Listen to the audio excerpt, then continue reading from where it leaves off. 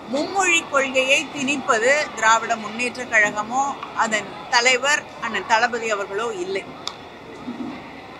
மும்மொழி கொள்கையை ஏற்றுக்கொள்ளாவிட்டால், புதிய கல்விக் கொள்கையை ஏற்றுக்கொள்ளாவிட்டால் தமிழகத்திற்கு தர வேண்டிய நிதியை தரமாட்டோம் என்று அதிகாரத்தோடு சொல்லக்கூடியவர்கள்தான் இங்கே பிரச்சனைகளை உருவாக்கி கொண்டிருக்கிறார்கள். தமிழ்நாடு என்றாலே ஒரு இளக்காரம், தமிழ்நாடு என்றாலே எங்களுக்கு வாக்களிக்க மாட்டார்கள், அதனால் அந்த மக்களுக்கு எந்த திட்டங்களையும் செய்யக்கூடாது என்ற அந்த எண்ணத்தோடு செயல்படுவதுதான் பிளவை ஏற்படுத்துமே தவிர உரிமைகளுக்காக பேசுவது, போராடுவது என்பது எந்த பிளவையும் ஏற்படுத்தாது, சமூகத்தை ஒன்றிணைக்கும். நான் படித்த பள்ளியில 3 மொழி இருந்துச்சுங்க.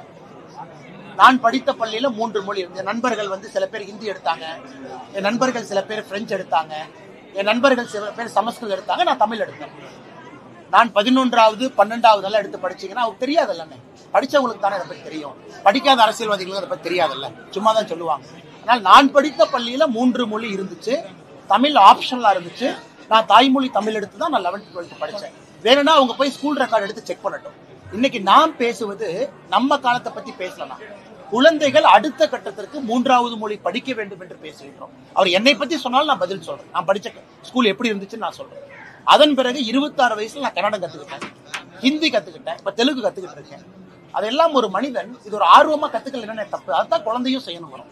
எங்களை பொறுத்தவரை ஒளிவு மறைவு இல்லாம தான் பாரதிய ஜனதா கட்சி இருக்குங்களா. நாங்க யாருமே இருமொழி ஸ்கூல் நடத்தல. நாங்க என்ன கருத்தை சொல்றோமோ எங்க நெஞ்ச திறந்து பார்த்தாலும் அதே கருத்து தான். உள்ளாட்சியில போய் கரும்பெயிண்ட் அழிச்சவங்களுடைய குழந்தைங்க 3 மொழி படிக்கிறாங்க. கொடுமை. Accuse number 1. அக்யூஸ் நம்பருடைய குழந்தை, நான் தான் சொன்னேன் ஸ்கூல் பேர் எல்லாம் போடாதீங்க, குழந்தை பேர் போட. அவர் சொன்னார் அண்ணே ஸ்கூல் பேரு குழந்தை படிக்கிற 3வது மொழி எல்லாம் போடுறேன். சங்கரன் கோயில் இதே கதை. அதனால திமுகவை பொறுத்தவரை அவங்க குழந்தைங்க 3 மொழி. திமுகவுடைய மொழி போராட்டம் என்ன? எங்க குழந்தைங்க 3 மொழி, உங்க குழந்தைங்க 2 மொழி. அதான் மொழி போராட்டம். இவங்க மொழி போராட்டம் தமிழகத்தில் இருக்கக்கூடிய 8.5 கோடி மக்களுக்கும் 2 மொழின்னு பேசல. அவங்க குழந்தைங்க 3 மொழி படிப்பாங்க, மத்தவங்க 2 மொழி. இதைத்தான் முதலமைச்சர் எடுக்கக்கூடிய மொழி போராட்டமா? இதைத்தான் முதலமைச்சர் எடுக்கக்கூடிய மொழி போராட்டமா? 2 மொழி நாள் இல்லைன்னு சத்திய நடையலா 3 மொழி படிச்சு வெளியே போயிட்டார். அவரை பார்க்க மாட்டோமா? எத்தனையோ தமிழர்கள் இங்க இருக்கிறாங்க, 3 மொழி படிக்கிறாங்க. அவங்க தமிழ்நாட்டை முன்னேற்றலையா? எத்தனையோ தமிழர்கள். டாடா கன்சல்டன்சி சர்வீசஸ் சேர்மன் யாருங்கன்னா, அவர்கிட்ட போய் ஐயா sir billions of dollar company நடத்துறீங்க, 2 மொழி தான் படிக்கிறோம்னா ஒத்துக்குவாரா? நம்ம தமிழர்களை கொண்டாடுறோம், டிசிஎஸ் டாடா சேர்மனை கொண்டாடுறோம், உலகம் முழுவதும் கொண்டாடுறோம். அவங்களாம் யாருங்கன்னு? அவங்களாம் 2 மொழி படிச்சவங்களா? இன்னைக்கு ஐஎஸ்ஆர்ஓ சேர்மன் நாராயணன் சார் இருக்காரு, கன்னியாகுமரிக்காரரு. அவர்கிட்ட போய் அண்ணா 3வது மொழி தெரியுமா தெரியாதா? கொஞ்சமாச்சும் ஒரு மலையாளம் பேசுவார். திருவனந்தபுரத்தில் ஐஎஸ்ஆர்ஓ ஹெட் குவார்டர்ஸ் இருக்கு. கொஞ்சமாச்சும் ஹிந்தியை இன்னொரு மொழியா பேசுவாங்க. என் முதலமைச்சருக்கு இந்த 3 மொழி படித்த இந்த சாதனையாளர்கள் யாரும் கண்ணுக்கு தெரியலையா? இவங்களும் சாதனை செஞ்சிருக்காங்கல்ல. அமெரிக்கால இருந்து, சான் பிரான்சிஸ்கோல இருந்து, லண்டன்ல இருந்து, டெல்லியில இருந்து தமிழ்நாட்டுக்குள்ள. ஏன் நானும் 3 மொழி படிச்சிருக்கேன். முதலமைச்சருக்கு என் கண்ணு தெரியலையா? நீங்களும் நிறைய பேர் படிச்சு உங்க கண்ணு தெரியலையா? நாமளும் தமிழ்நாட்டில் வசிக்கிறோம்ல. தமிழ்நாட்டினுடைய பொருளாதார வளர்ச்சிக்கு கொஞ்சமோ நஞ்சமோ நீங்கள் நானும் பொருளாதாரத்தை கான்ட்ரிபியூட் பண்ணிருக்கோம்ல. அதனால் 2 மொழி படிச்சுதான் தமிழ்நாடு முன்னேறிச்சுன்னு முதலமைச்சர் சொன்னார்னா அவருடைய மேக்ஸ் வாத்தியார் யாருன்னு நான் பார்க்க விருப்பப்படுறேன். இப்ப நாம நம்முடைய மீனவ சொந்தங்களை சந்திக்க இருக்கிறோம். நம்முடைய வெளியுறவுத்துறை அமைச்சர் ஐயா ஜெய்சங்கர் அவர்கள் 10ஆம் தேதிக்கு பிறகு நேரம் கொடுத்திருக்காங்க டெல்லியில. 10ஆம் தேதியிலிருந்து 15ஆம் தேதிக்குள்ள அண்ணன் கருப்பு முருகானந்தம் அவர்கள் நாகை, ராமநாதபுரம், புதுச்சேரி, காரைக்கால் இந்த பகுதியினுடைய மீனவ தலைவர்களை கூட்டிட்டு போறாங்க. இதுல நம்ம 2 விஷயத்தை தொடர்ந்து வைக்க போறோம். ஒன்று, இலங்கையினுடைய புது அதிபர் வந்த பிறகு கைதுகள் அதிகமாக இருக்கு. நீங்க மன்னார் பக்கம் போறீங்க, இந்த பக்கம் போனா பிடிக்கிறாங்க. கன்னியாகுமரி பக்கம் போறனாலும் இன்டர்நேஷனல் பார்டர் பக்கம் போனா பிடிக்கிறாங்க.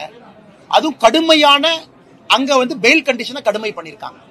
இதை ரொம்ப ஆக்ரோஷமாக பாரதிய ஜனதா கட்சி சார்பாக நான் ஒரு கடிதமே எழுதினேன். அதற்கு வெளியுறவுத்துறை அமைச்சர் அவர்கள் பதில் கடிதம் போட்டாங்க. இன்னைக்கு நான் முகநூல்ல அந்த கடிதத்தை பதிவு பண்ணிருக்காங்க, பாருங்க. அதுல என்ன சொல்லிருக்காங்க, இல்ல நாங்களும் கடுமையா பேசணும், பிரதமரும் கடுமையா பேசினாங்க. இந்த மாதிரி மீனவர்களுடைய பிரச்சனையை மனிதாபிமான பிரச்சனையா பாருங்க, சட்டம் ஒழுங்கா இன்டர்நேஷனல் பார்டரா பாக்காதீங்க. அதனால கூடிய விரைவில் குறிப்பாக இந்த இலங்கை கைதுக்கு நாங்க ஒரு முடிவு எடுக்கிறோம். அதே நேரத்தில் 2வது கோரிக்கை என்னன்னு அப்படின்னாங்கன்னா, நம்முடைய மீனவ சொந்தங்களுக்கும் கூட நாம இன்னைக்கு மீனவர்கள் நல்லவங்க, அவங்க மேல தப்பு இல்லை, பாவம் நல்லபடியா போயிட்டு வர்றாங்க. சில சமூக விரோதிகள் மீனவர்கள் போர்வையில கடத்தல் பண்றாங்க, அதை கோஸ்ட் கார்டு பிடிக்கிறாங்க. அதையும் நம்ம இல்லைன்னு மறுக்க முடியாதுங்கண்ணே. மீனவ சொந்தங்கள் பாவம் 200 ஆண்டு காலமாக எப்படி மீன் பிடிச்சாங்களோ அதே மாதிரி பிடிக்கிறாங்க. இந்த பார்டர்ல எப்பனே வந்துச்சு, 1970 வந்துச்சு அந்த தீவை கொடுத்த பிறகு. ஆனா சில சமூக விரோதிகள் அதை பயன்படுத்தி தூண்டி விடுறாங்க, அது உண்மை. அதை நம்முடைய கோஸ்ட் கார்டு இங்க கட்டுப்படுத்தணும். அதனால கோஸ்ட் கார்டுக்கும் நாங்க வேண்டுகோள் விடுக்கிறோம், நம்ம சைட்ல யாராவது அந்த மாதிரி பண்றாங்கன்னா இங்கேயே தடுத்து நிறுத்துங்க. எதுக்கு இலங்கைக்குள்ள போகணும்? மீனவர்கள் பிரச்சனை வேறு, ஆனா மீனவர்களுடைய போர்வையில யாராவது சமூக விரோதிகள் தப்பு பண்றாங்கன்னா அதையும் நாங்க இந்த நேரத்துல கண்டிக்கிறோம். அதே நேரத்துல கடந்த முறை மீனவர்கள் மீது துப்பாக்கி சூடு நடந்ததை பத்தி நம்ம பேசணும். அதற்கு வெளியுறவுத்துறை அமைச்சர் அந்த கடிதத்துல பதில் சொல்லி இருக்கிறாங்க. இலங்கையினுடைய வைஸ் அட்மிரல் அவங்க பதில் கொடுத்திருக்கிறாங்க. அது ஆக்சிடென்டல் டிஸ்சார்ஜ் ஆஃப் வெப்பன், அதாவது வேண்டுமென்றே நாங்க சுடல, துறை ரீதியான நடவடிக்கை நாங்க எடுத்திருக்கோம். Accidental discharge of weapon. So எல்லா விஷயத்தையும் கம்பீரமா நாங்க எடுத்திருக்கோங்கன்னா எந்த கட்சியையும் விட பாரதிய ஜனதா கட்சி தான் முடிவுக்கு கொண்டு வர வேண்டும் என்று நாங்கள் துடித்துக் கொண்டிருக்கிறோம். நல்ல கேள்வினா. இன்னைக்கு அந்த கடிதம் சமூக வலைதளத்துல பதிவுல பாத்தீங்கன்னா அமைச்சர் சொல்லியிருப்பாங்க, கடைசியா ஜாயிண்ட் ஒர்க்கிங் குரூப் இந்தியா இலங்கை, இங்க 2 அமைச்சர்கள் மீனவர்கள் பேச்சுவார்த்தை 2020 அக்டோபர்ல நடந்துச்சு. நாங்க இலங்கை பிரதமருக்கு சொல்லியிருக்கோம், உடனடியாக ஜாயிண்ட் ஒர்க்கிங் குரூப்பை இந்தியாவுக்கும் இலங்கைக்கும் உடனடியாக கூட்ட வேண்டும் என்று நான் சொல்லி இருக்கின்றேன் என்று கடிதத்தில் எழுதியிருக்காங்க. அதனால விரைவில் அந்த ஜாயிண்ட் ஒர்க்கிங் குரூப் கூட்டுவதற்கும் வாய்ப்பு இருக்குங்க.